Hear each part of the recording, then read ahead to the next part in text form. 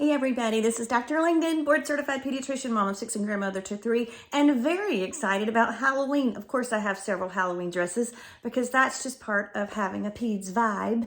So I have thought about, some parents may have a few questions and I have a few thoughts on Halloween to share with you guys. First of all, if you're from the Christian tradition, I reject this notion that Halloween is a pagan holiday and somehow we've rejected all of our own values and beliefs if we celebrate it. That is not the case. In fact, some would argue effectively that it is the eve of All Saints' Day, and in many ways, Halloween is celebrating the victory of a risen Savior over death, hell, and the grave. So there you have it.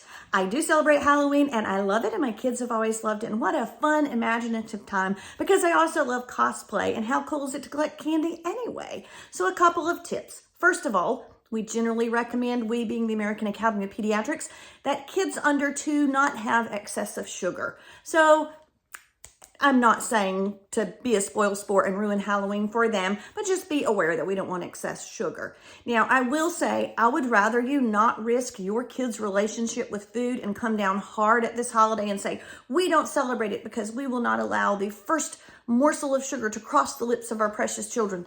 Come on, have a little bit of fun, I would say. Certainly, we want to discourage processed foods in general, and certainly we want to discourage excess sugar in general. Absolutely. Make sure everybody brushes their teeth super well on the evening of after Halloween when you've collected and eaten some of that candy.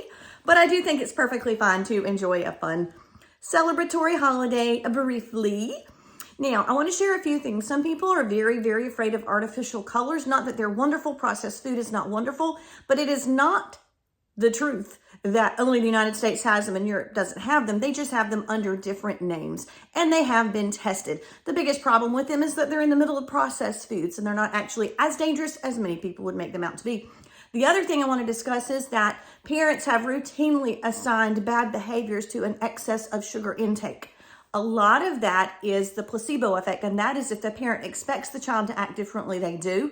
Most of that is that when children receive excess amounts of sugar, like on Halloween, none of the normal rules and boundaries and structure and schedule are at play, right? They are walking around in the evening around their neighborhood with costumes on, and it's at night, and they're eating candy. So of course they think, oh, the normal limits don't apply to me, and they seem a little bit excited about the holiday, and that's normal. So believe it or not, people have studied this, and it is not the actual sugar intake that causes behavioral changes in children around times like Halloween, just so you know.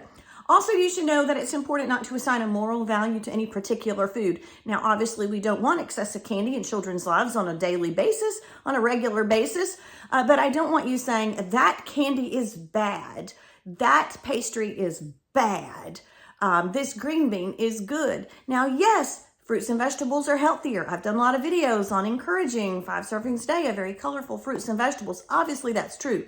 But what I don't want you to do is make the child think that foods themselves inherently have moral good or bad virtues, because that's not exactly the right way to look at their food. I hope that makes sense. So all of these things I'm trying to be very reassuring about. Have a great time. Get out and visit some family members, some neighbors, build relationships, collect some candy. You can play trading and sorting games afterwards with the candy with the children.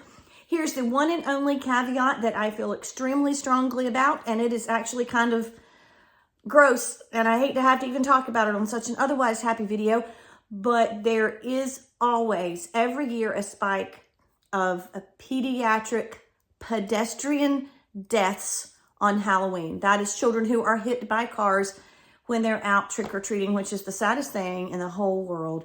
So please exercise extreme caution. Have a hand on those toddlers. You have their hand in your hand.